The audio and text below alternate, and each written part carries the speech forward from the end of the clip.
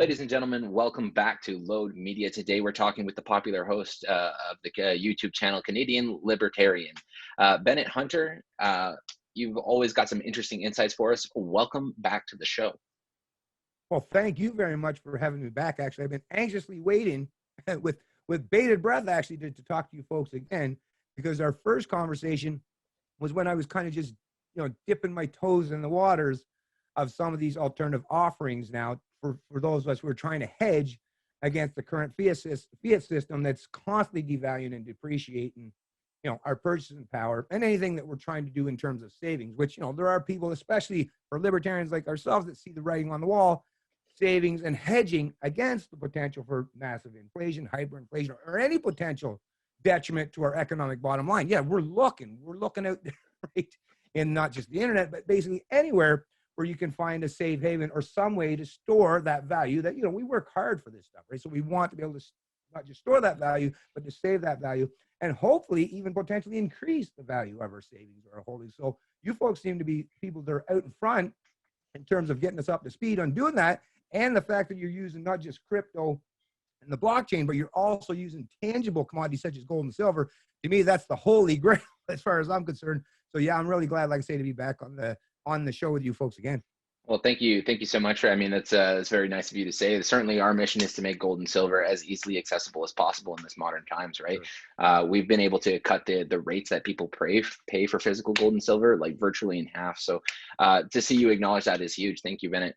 Now, speaking of cryptocurrencies and blockchain assets, I'm glad to hear that you've taken the time to dive more into it over this past year. And now that you have, what do you make of all this news about Bitcoin and cryptocurrencies that are very central to the mainstream media news cycle right now? Does this mean that we're seeing mainstream adoption? Is crypto here? What are your thoughts on that? It definitely, as far as I'm concerned, and it seems not just from the early adopters, investors who are definitely very long on the blockchain or the cryptocurrencies, and not just a matter of, like, there are some people, no doubt, that are just using it as a means to basically play another round of poker in a different iteration, mind you. But it is definitely something that I see has been adopted. I mean, you got people like Elon Musk. You've even got folks, I don't know if you're probably obviously aware of this, but what's the Shark Tank guy, Mark Cuban, right, with the Mavericks and Dogecoin now. So even with Dogecoin now, you can go, if you're down in Texas, you can go to the Mavericks game, right? You can purchase your tickets, you can purchase merchandise, and all using it based on a cryptocurrency that actually, early on, you go back like basically a year, right? And people have said that Dogecoin, it was a joke. It was set up basically as a meme. But what we're seeing, there's actually some market capitalization because people are seeing, well, what do you want to do? You want to invest? I mean, do you want to spend any amount of time or effort or money, trying to stash your fiat under your bed? That no matter what you're doing, it's like, damn, it started out, there was $100. Now there really ain't nothing there. And you didn't do anything. Nobody stole it. It just seemed to have lost its value. But like I say, this seems to be something that early on, the wise people, the people that are out in front, right, in terms of the thought process, they were the ones. But it does seem to be going very much mainstream. We're not just, the big wigs like Elon Musk or a couple other big personalities, but even major corporations, big giant conglomerates are now jumping on board and realizing and recognize, I suppose the writing's on the wall, a lot of us have seen it, that the fiat currency has the potential to go by the wayside. And we don't have to go as far back as Zimbabwe. We can just look down Venezuela currently to see that they just the other day, they've introduced the million, the Bolivar, but in the million, whatever denomination, that you can get now. So it's like, right, it might still only get you half a loaf of bread, but hey, you can say you're a millionaire, I guess. But anyways, go on. Has a slightly different meaning to it when you're in a hyperinflationary country. That being said, though, what do you there's a vein of belief, especially among libertarians, sometimes that that cash is king. If you don't hold it, you don't own it. If you can't touch it, you don't own it. What do you say to those people who say cryptocurrency is not money? Well, this is the thing. It's as with everything. Well, as a libertarian, I've heard all these arguments. I've listened to a lot of really smart people from the Austrian school, classical economists, Keynesians. But in reality, it is true. Now, there are some things such as gold and silver that do have intrinsic value and are a great measure and exchange and retention of that value. We all understand that, but we also understand that value ultimately is in the eye of the beholder. It truly is. I mean, we can go back, like probably quite a few hundred years now, but we've heard, like, think about the Netherlands. People use tulips, right? Tulips were actually used as a medium of exchange as a currency. So we know, and I mean, the tally sticks in the UK, right? So we know that if people want to adopt, because really the value is, now we can find ways, that's what the beauty of the marketplace is, defined valuation. Price discovery is something that can take place. And once again, what we use as the instrument, as the tool for price discovery, it can change, as we can see. Well, I mean, look at what fiat currencies, what are fiat currencies backed by today? Nothing other than a big giant military that says you have to use our money, right? But the difference with the blockchain and cryptocurrencies that are based on the ledger is there is still the potential to remain anonymous if you want it. Anonymity is the potential, but at the same time, there's also accountability. And that is a huge thing for both people on either side of any exchange or equation, is you want to make sure there is nothing nefarious going on in between, where, once again, this is what we're seeing today. People want to trust the Canadian government or the American government or the Bank of Canada or the U.S. Federal Reserve, that they're not going to constantly devalue and depreciate the purchasing power of the currency. But as we've seen, that's just wishful thinking at this point in time, right? Proof is in the pudding. Exactly. And I, for one, like a lot of people, whether you're new, a new entrant, an old hat in terms of cryptocurrencies, a lot more people are saying, we got to do something. They're going out working hard, like I say, every day to build up that bottom line, their capital, and they're seeing it constantly eroded, and they're looking for places. And once again, knowing that you folks are not just offering something on the blockchain, but has the ability and convertibility into actual tangible commodities such as gold and silver. Like I say, to me, that's the holy grail in terms of hedging against hyperinflation or these fiat currencies that are in pretty precarious situations right now.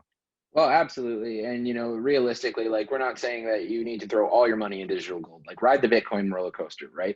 Those appreciations are huge. I expect Bitcoin still has a long way to go. But realistically, if you're a business, you're trying to conduct trade and commerce, you're not going to want to price your stuff in Bitcoin, because the value of that Bitcoin is wildly, fluctuating back and forth. It makes it very unsustainable versus gold and silver, which have a tried and true track record of being, relatively stable comparatively and much more effective when it comes to, your pricing and so on. So there's lots of justifications beyond the fact that gold and silver have proven themselves to be safe havens.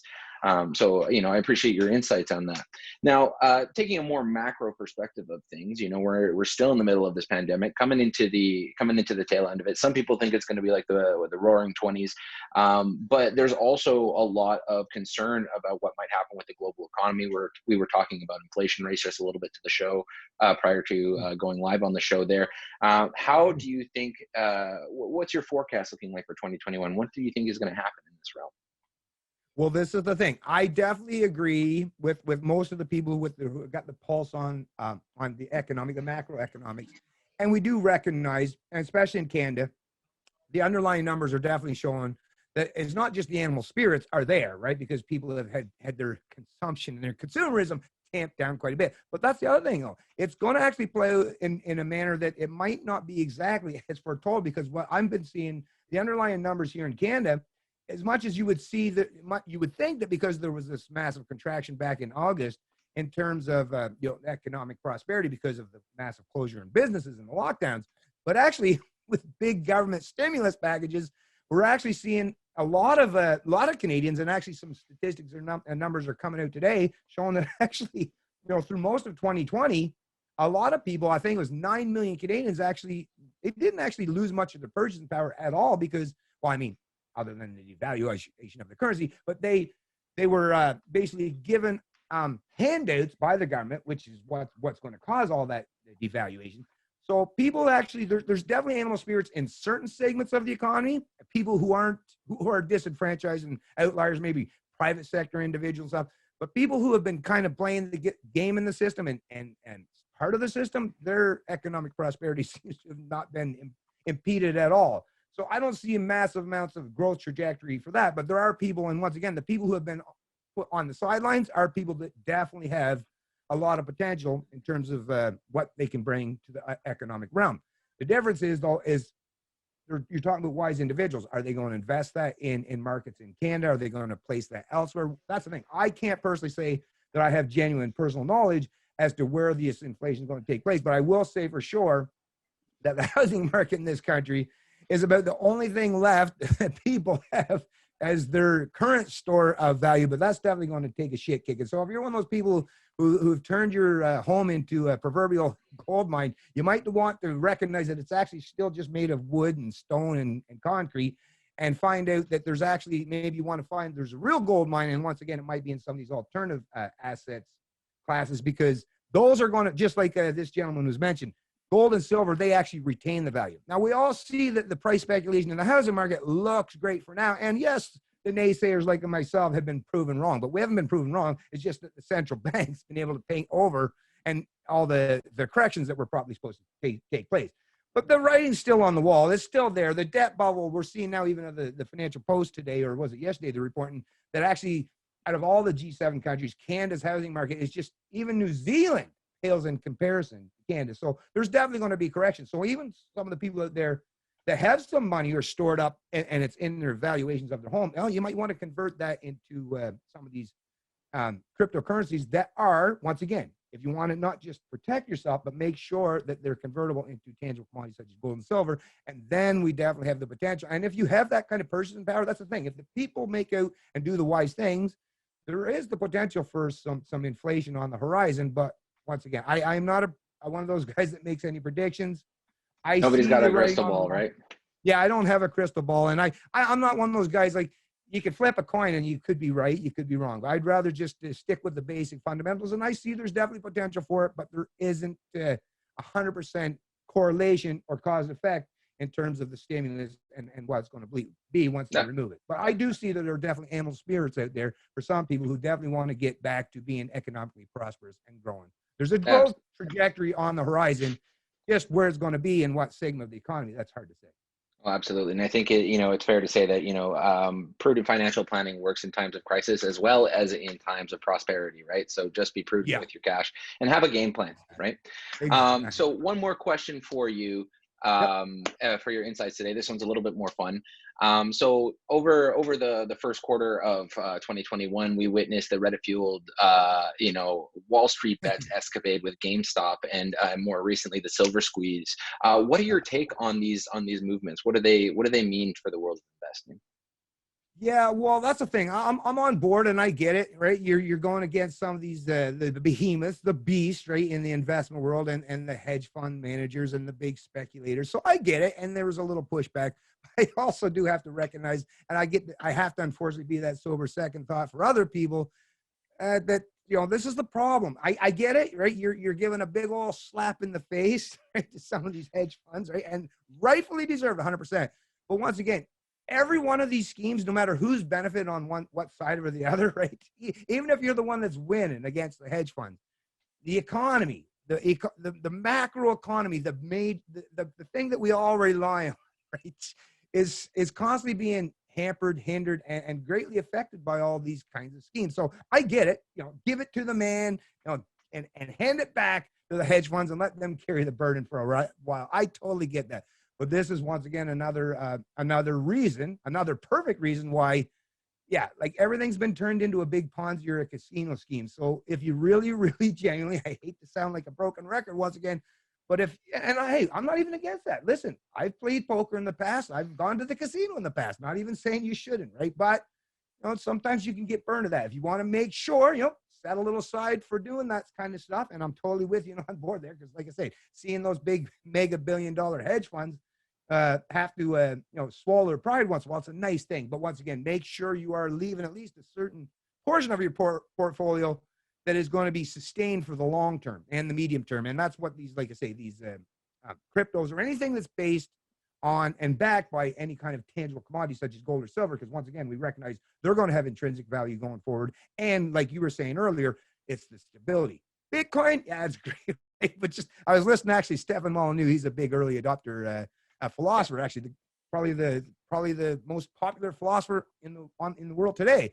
But I was listening to him, and he was talking. They were discussing Bitcoin in the roundtable, And he's like, he's got this addicted high now, right? Because it's like it's this constantly peak in value, peak in value with the Bitcoin. So he's like, one day he's like, oh, I'm a millionaire, right? And the next one, oh shit, I gotta sell the house, right? It's like I get that, but and the volatility is there. But once again, and if you're into that kind of exuberance and excitement, and man, you can make some money hand over fist, no doubt about it. But once again, if you're a little bit on the conservative side and you want to at least keep some portion of your portfolio because you're thinking a little bit further out tomorrow or next week, next month, is you definitely want to make sure you've got something that's tangible and a commodity that's not just, a tangible commodity, but convertible. And once again, something that you can use to retain that value over a long period of time. That's a beautiful thing. That is peace of mind for me. For someone like myself, like I say, I love the exuberance of all these cryptos, like the fluctuations, but I love to have some area or some aspect yet that I can rely on that's going to at least maintain that value for the medium to long term. Because yeah, we're all going to retire at some point in time. Well, at least I am, I know. Right, that's the game plan. Bennett, thank you so much for joining us again. Please, one more time, let everybody know where they can find you. Yeah, great. So basically on pretty much all the major social media platforms. So Facebook, Twitter, actually, I haven't got on to Instagram, but actually some of the alternative ones, Minds, Gab, ThinkSpot, Friendster, Locals. Basically, if you type in Canadian Libertarian on any one of the most dominant social media platforms or some of the alternative up-and-coming social media platforms, you'll find my ugly mug there, and feel free to follow me over there because I've always got lots to say. That's one thing there's never a shortage if you're going to follow me or my content. Is I've always got a lot to say, not just in terms of social, but economics as well. Awesome. Thank you so much for joining us, and take care, Bennett. Not a problem. Have a good one.